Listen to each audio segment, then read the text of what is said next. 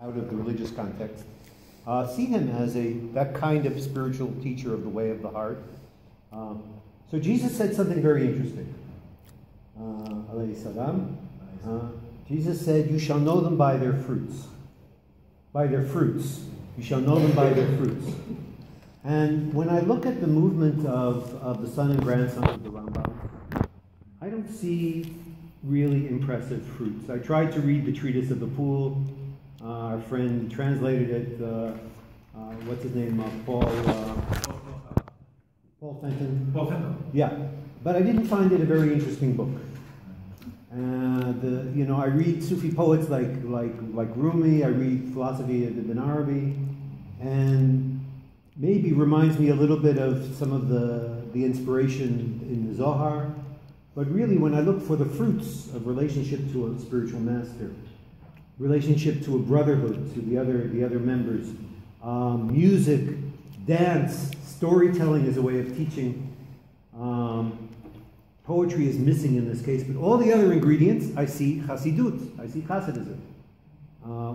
There are some people who speculate that maybe some of the Khuzari, some of the Khazarim actually became Jews in Eastern Europe, intermarried with other Jews, and that's why Eastern Europe was so open to Sufism, because those Turkic Sufi types were already there, waiting for it.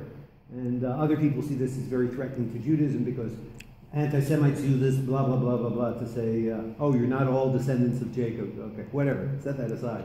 But the point is, if you look at the quality, the fruits of it, to me, Hasidism really is the closest thing to Sufism. It's also the way of the heart, knowing God intimately. Disciples, and he said to them, listen, come to me, I want to send you to Cairo, Egypt. And all of these disciples came, and he told them, listen, you'll go, and you'll stay 3 months there. When you will come back, we'll come together. For example, on Monday, 19th of July. Okay? And they came. They went, they came. And he said, please sit down. They got there, and he said to them, the first one, can you tell us about your journey? He said, listen, I went and I saw so clean Cairo, so beautiful. Everything is shining. In every corner, there is a very perfume, very smell. I smell is so nice fragrance, and so great things, and so. And then the Sheikh said to him, "You are right. Thank you." And he asked the second one, "Yes, please. What did you see?" He said, "Very dirty city, trash in every place. Everything is so bad. Smell badly. I don't know what." And the Sheikh said to him, "What happened?" The rest said, "What happened here?" And he asked that third one, "What did you see there?" He said, "Listen, Sheikh, I saw all of that religion of Islam is in Egypt, in Cairo. I saw the Christianity there, Judaism there, and I saw the great mosque. I went to Al-Azhar, my heart opened there. I went to many classes there. I met 1, 2, 3 from the great scholars there." And the Sheikh said to him, "You are right."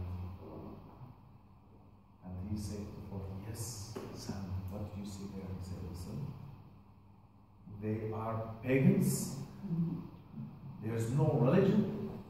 I saw only the dancers." They are very great. And he said, "I saw the dancers, I saw the drinkers, all they drink there, and they went with girls, with boys, everything is chaos." And the Sheikh said to him, "You're right." And then for them to say, "Sheikh, what happened here? Each one of us see right?" He said, "Yes, because each one, he saw what he needed to see." you look at your eyes. But here I want to say, brother Yaqub, I really you have to say Ruby a different dimension than Abraham, the son of man. For example, I saw Yaqub is a great book as a Sufi master, you know. But thank you for this. Yeah.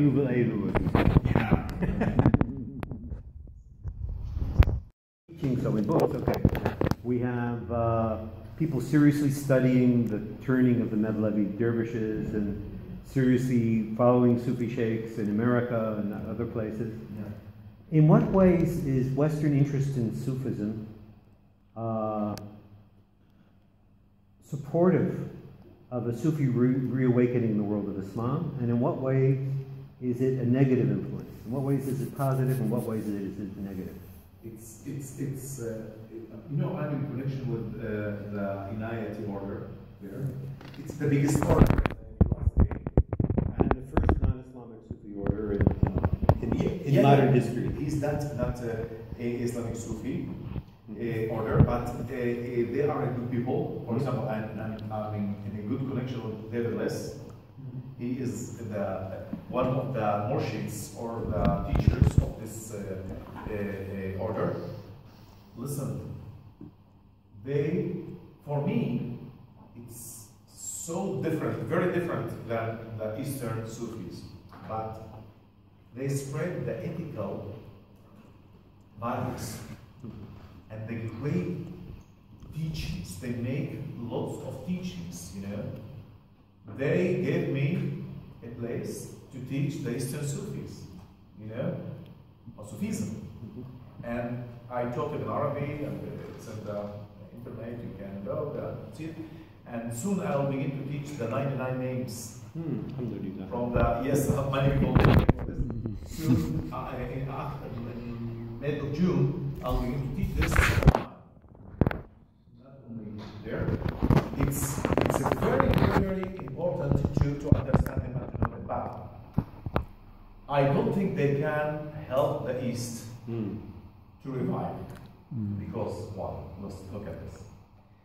The Eastern people look at them as a big challenger and big, you know, clash.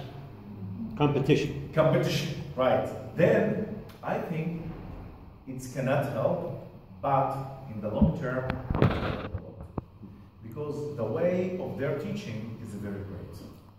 And their teachings also ethical, philosophical, and so good, so deep. Pir Shabda, David Less, Shaolin, Pir Zia Khan, Tamam, many teachers, they are great. And you know, I'm in good connection with them. And I want to tell you, I learned a lot from them.